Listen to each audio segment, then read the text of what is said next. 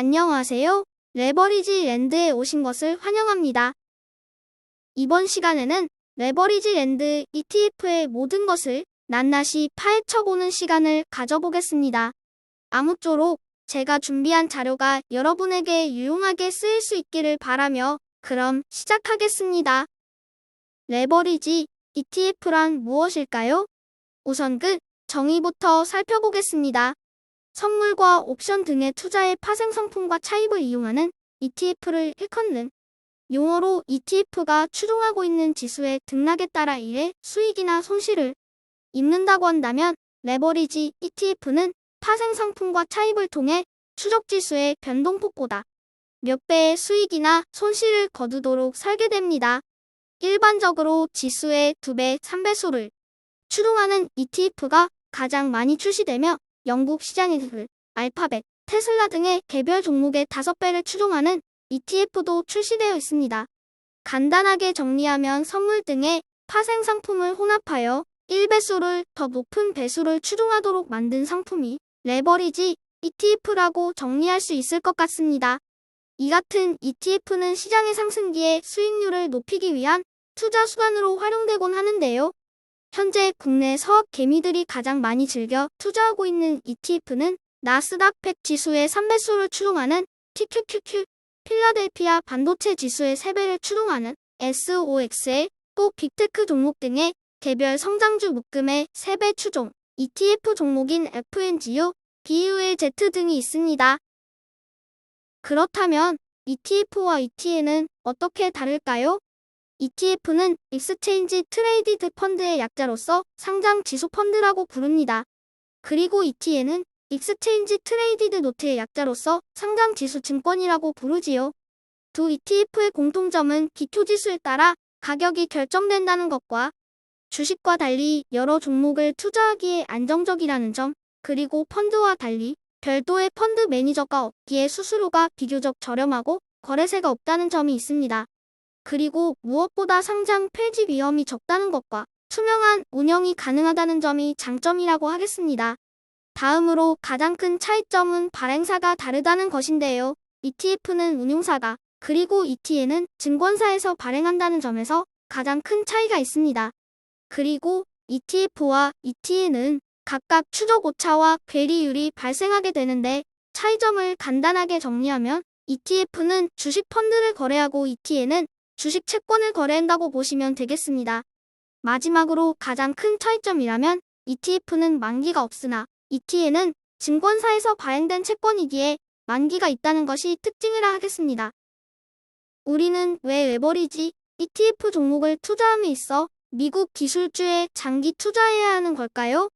기본적으로 레버리지 ETF는 하락장보다는 상승장에서 수익률을 극대화시킬 수 있는 강력한 무기가 될 수 있는 수단으로 쓰일 수 있는데요. 물론 그 전제 조건은 시장의 꾸준한 우상향이겠지요. 다음에 보시는 표는 2010년 이후 나스닥 100 지수의 연평균 수익률 그래프인데요.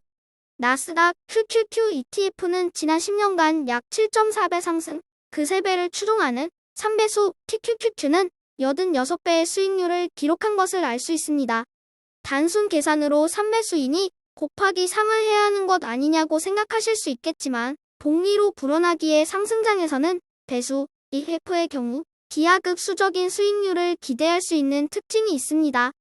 비록 22년 들어 연준의 금리 인상 이슈로 인해 나스닥 100 지수가 30% 이상 하락했지만 4차 산업혁명의 중심이 될 미국 기술주의 큰 성장을 확신한다면 TQQQ도 장기 투자가 가능하지 않을까요?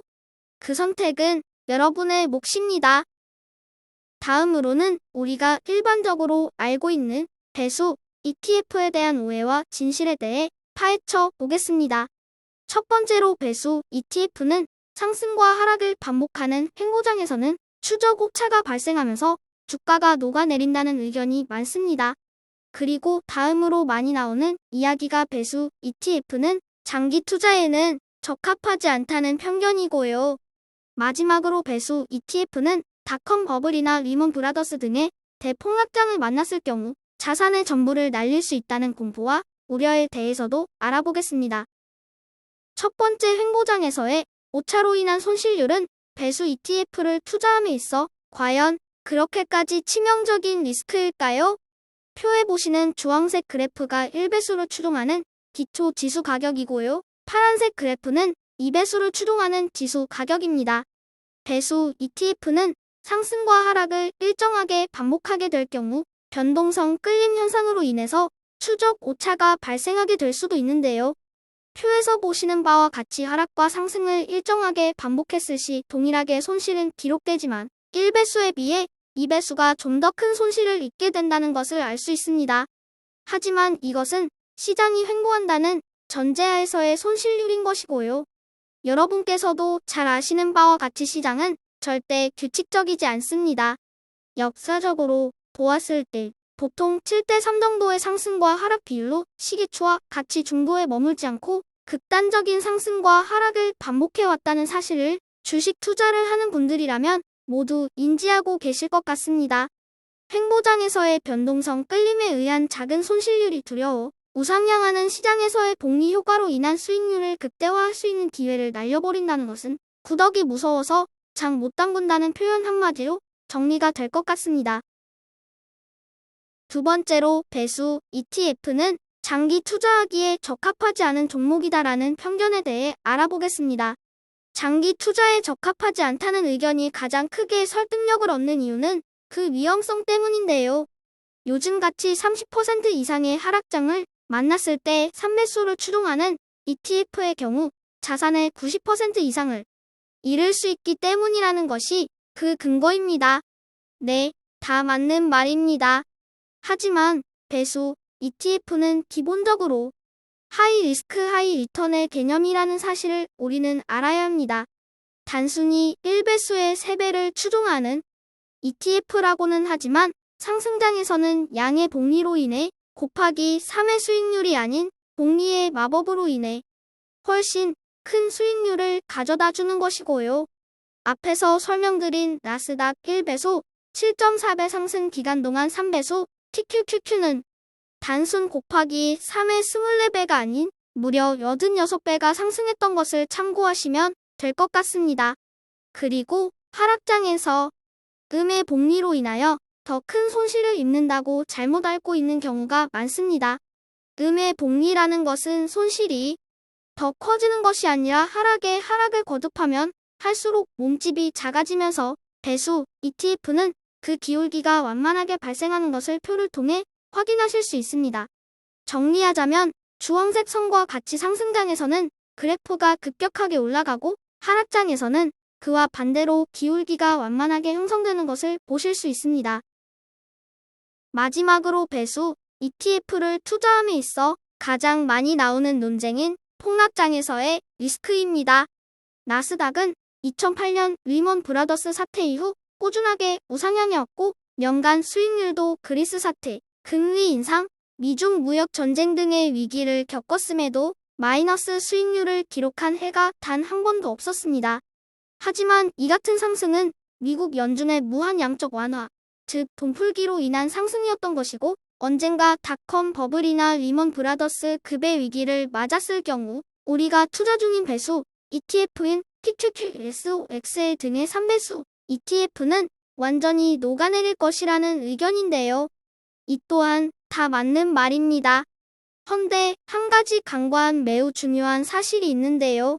배수 ETF 투자는 우리가 흔히 알고 있는 상승장보다는 하락장에서 투자하기에 훨씬 적합하고 안정적인 ETF라는 사실입니다. 지수가 30% 이상 폭락으로 인하여 3배수 ETF가 고점 대비 마이너스 80% 혹은 마이너스 90% 이상의 폭락이 찾아왔을 때 저가에서 3배수 ETF를 꾸준하게 모아간다면 언젠가 다시 상승장이 찾아와 정고점을 탈환하게 되었을 때 큰 수익을 거둘 수 있는 방법으로 활용할 수 있는 것이 3배수 ETF의 가장 큰 매력이라고 생각합니다. 그리고 우상향을 믿는다면 마켓 타이밍을 생각하지 말고 장기 투자도 가능한 이유로 마이너스 90% 이상의 하락장이 찾아왔을 때 기존 가격의 10분의 1 토막이 난 상태에서 과연 더 떨어질까 무섭다고 투자를 전혀 안 하는 바보 같은 투자자가 있을까요? 싼값이 찾아왔을 때 한 주라도 더 줍줍하면서 평단가를 낮추려 하지 않을까요? 거치식 투자 조건에서의 가장 불리한 경우의 수를 근거로 하여 레버리지 ETF의 위험성을 억지로 끼워 맞추려고 한 논리라는 생각이 드네요. 물론 상승장에서 배수, ETF 투자 비중을 너무 높게 가져가는 것은 언제 갑자기 찾아올지 모르는 하락장에서 다소 위험성이 큰 전략이라는 것은 반드시 기억하고 각자의 상황에 맞게 적절한 비중 조절은 필수라고 생각합니다. 다음으로 요즘과 같은 하락장은 물론 장기적으로도 우리가 믿고 투자할 만한 ETF 몇 가지를 소개해드리겠습니다. 첫 번째는 좀 전에 설명드린 TQQQ 그리고 SOXL ETF입니다. 두 번째는 FNGU, BULZ ETN이고요. 마지막으로 바이오테크 ETF, 라부까지 포함시켜봤습니다. 먼저 가장 많은 인기를 얻고 있는 종목 TQQQ와 SOXL입니다. 말이 필요가 없는 4차 산업혁명을 이끌어 나갈 알짜배기 기업들만을 담고 있는 매우 안정적이고 크게 성장할 종목들인데요. 구성 종목을 간략히 알아보겠습니다. TQQQ는 애플, 마이크로소프트, 아마존, 알파벳 등의 빅테크 기업을 중심으로 탑10 기업이 전체 포트폴리오의 56.61%의 비중을 차지할 정도로 비중이 높은 것을 볼 수 있습니다. 최고의 기술을 가진 100개 기업을 담고 있고 매달 리밸런싱을 통해 성장하는 100개 기업은 무르르듯 자동 물갈이 되므로 투자한 후 종목 걱정은 하지 않아도 될 정도로 가장 믿음직한 ETF가 QQQ라고 할 수 있을 것 같습니다. 그리고 SOXL인데요. 네, 맞습니다. 4차 산업혁명의 쌀, 과도 같다는 반도체 종목들로 이루어진 필라델피아 반도체 지수의 3배를 추종하는 ETF입니다. 반도체 기업의 특성상 변동성이 매우 큰 것이 특징인데요. 보통 상승장에서는 QQQ에 비해 훨씬 높은 수익률을 보여주고 있고요. 반대로 하락 시에는 그만큼 하락률도 훨씬 클 수 있다는 사실을 잘 인지하고 있어야 할 것 같습니다. 구성 종목은 브로드컴, 인텔, 퀄컴, AMD 등 이름만 들어도 알 수 있는 굵직굵직한 반도체 기업들을 포함하여 총 30개의 기업을 담고 있는 ETF입니다. 두 번째로 성장을 주도할 혁신 개별 종목들만 집중하여 투자하는 ETF 종목을 알아보겠습니다. 먼저 FNGU는 어느덧 상장한 지 5년이 지나가는 오래된 종목으로 서학 개미들로부터 꾸준한 사랑을 받아오고 있는 레버리지 상품입니다. 구성 종목은 미국의 주요 빅테크 기업을 포함하여 중국의 알리바바 바이두까지 총 10개 종목을 약 10%의 비슷한 비중으로 담고 있는 것을 알 수 있습니다. 최근 들어 중국 빅테크 기업들의 반독점 이슈로 인하여 큰 주가 하락이 있었고 특이점으로 테슬라 일론 머스크의 인수권으로 시끄러웠던 트위터가 마이크로 소프트로 교체된 것을 확인하실 수 있습니다. 다음으로 제가 가장 좋아하는 종목 불지인데요. 미국의 빅테크 기업을 포함하여 핀테크 기업, 반도체 기업, 그리고 어도비 세일즈포스, 넷플릭스까지 미국의 기술을 주도하는 대형 기술주 종목들을 담고 있는 것을 보실 수 있습니다. 특징으로는 원격 근무 관련 기업, 줌으로 시작해서 그리고 반도체 기업 퀄컴, 이어 가장 최근에는 어도비로 리밸런싱 된 것을 알 수 있습니다. 기업의 실적과 가이던스에 따라 주관사에서 분기별로 리밸런싱 해주고 있습니다. 또 한 가지 주의하셔야 할 사실이 있는데요. 해당 두 종목은 만기 채권 개념의 ETN 상품이다 보니 만기일이 존재한다는 사항이고요. FNGU는 2038년 1월 8일, 불지는 2041년 6월 28일에 만기 예정으로 아직은 먼 훗날 이야기지만 장기 투자하시는 분들은 반드시 기억하고 있어야 할 내용인 것 같습니다. 마지막으로 제가 가장 아끼고 사랑하는 애증의 ETF 라부입니다. 중소형 바이오, 테크 100개 기업의 평균 지수를 추종하는 ETF, 로 1배수 ETF인 엑브비 ETF의 3배수 ETF라고 하겠습니다. 생명공학 분야와 관련된 미국의 유망한 중소형 바이오 기업들이 다수 포진되어 있고 정고점 200달러까지는 갈 길이 멀겠지만 4차 산업혁명 시대의 바이오 테크 분야의 성장성을 믿는 투자자라면 반드시 포트폴리오에 포함시켜야 할 종목이라고 생각합니다. 다음으로 레버리지 ETF의 액면 분할과 액면 병합이라는 개념에 대해 알아보겠습니다. 액면 분할은 말 그대로 주식수를 여러 개로 쪼개는 것을 말합니다. 상승장에서 양의 복리 효과로 과한 상승에 대한 오차를 줄이기 위한 목적으로 보통 1주당 100달러가 넘어가면 액면 분할을 실시하는 것이 일반적인 관례입니다. 주관사에서 가장 선호하는 이상적인 주가는 50달러에서 100달러 선이라고 하니 이 점 참고하시면 될 것 같습니다. 역사적으로면 나스닥 기술주 종목 TQQQ와 SOXL에 대한 액면 분할이 여러 차례 있었고 특히 2010년 이후 상장한 TQQQ의 경우 무려 5차례나 액면 분할한 이력이 있습니다.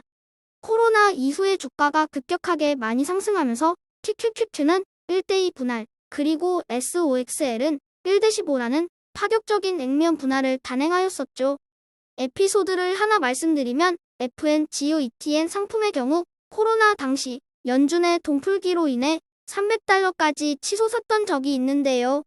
운용사에서 액면 분할 타이밍을 놓치면서 순식간에 400달러까지 추가로 솟아올랐고 부랴부랴 20대1이라는 역대 최다수의 주식 분할을 시행했던 이력이 있습니다. 상승장에서의 레버리지 ETF 종목은 말 그대로 고삐 풀린 황소와도 같다고 볼 수 있겠네요. 액면 분할과 반대되는 개념으로 액면 병합도 있습니다. 하락장에서 33% 이상의 하락이 발생하면 주식이 상장 폐지되는 것 아니냐는 이야기도 종종 들려오는데요. 주가가 너무 크게 하락한 경우 음의 복리로 인한 괴리율을 줄이기 위한 목적으로 액면 병합을 실시하게 됩니다. 최근에는 90% 이상 폭락한 중국 배수 ETF인 홍콩 상장 기업을 추종하는 YIN과 중국의 빅테크 기업들을 모아놓은 이배수 ETF CWEB의 액면 병합이 있었습니다.